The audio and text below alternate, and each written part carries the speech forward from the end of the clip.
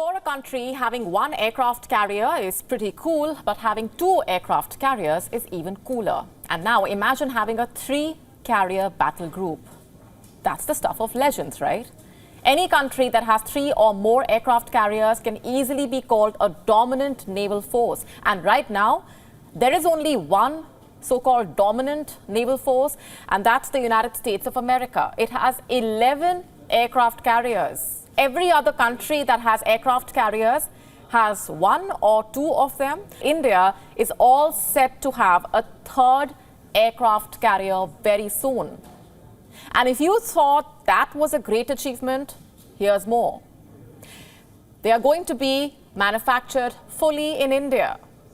Now, that's a very big accomplishment. And here's what we know so far. The Indian Navy has submitted a formal proposal to the government. The proposed vessel would be the second indigenously built carrier for India, signifying a major stride in India's quest for self-reliance in defense manufacturing. Currently, India operates its first homemade carrier, the INS Vikrant, which joined the fleet last year, and a Russia-made carrier, the INS Vikramaditya. Having a third one would allow India to have a three-carrier battle group. It would be a show of strength for the Indian Navy in the Indian Ocean, especially at a time when the Chinese People's Liberation Army Navy is increasingly marking its presence in the region. And for decades, India's defense policy focused on land borders. And now, as India's global ambitions expand, it has started flexing its naval power in international waters. India is carrying out more warship patrols than ever before amid growing concerns over Chinese aggression in the high seas. Indian defense analysts believe that this new aircraft carrier is crucial for India's ambitions of becoming the dominant power in the Indian Ocean region. A strong naval presence with robust carrier capabilities will be key in achieving this goal. You see, India's defense manufacturing capabilities have developed significantly over the past few years, and that's because of this. It's because of this progress that in September 2022, India commissioned the first indigenously designed and built aircraft carrier, INS Vikrant. It marked a significant milestone in the country's commitment to self-reliance.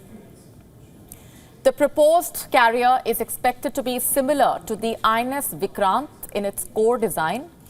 However, it will likely incorporate improvements so as to accommodate larger aircraft on its lifts. Additionally, the design might be adapted to facilitate the operation of high-altitude, long-endurance, unmanned aerial vehicles in the future.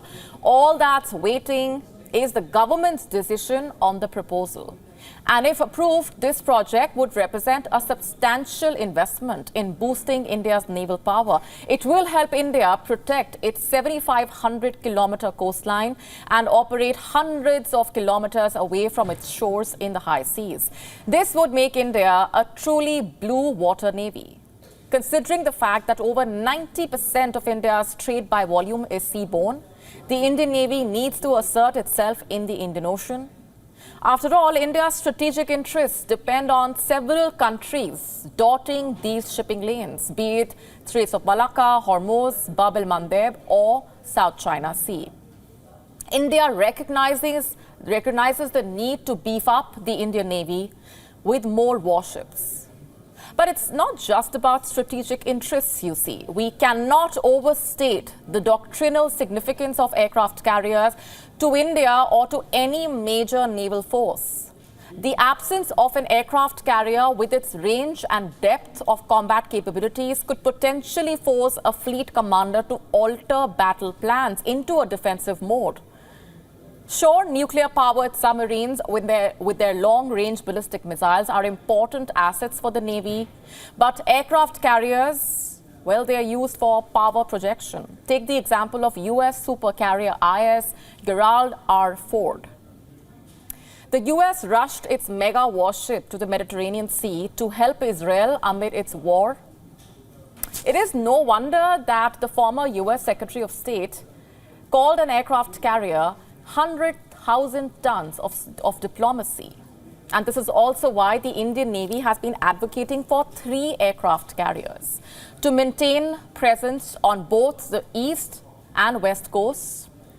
The Indian Navy needs at least 2 operational carriers at any given time, while a third is docked for routine maintenance. And what this allows is having 2 carrier battle groups comprising of destroyers, anti-submarine vessels, submarines. Having 3 carrier battle groups would not only boost India's capabilities, it is important given China's expansionist plans in the Indian Ocean.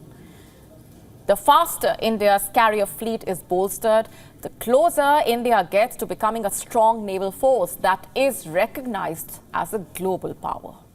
To stay up to speed with the latest news, download the WION app and subscribe to our YouTube channel.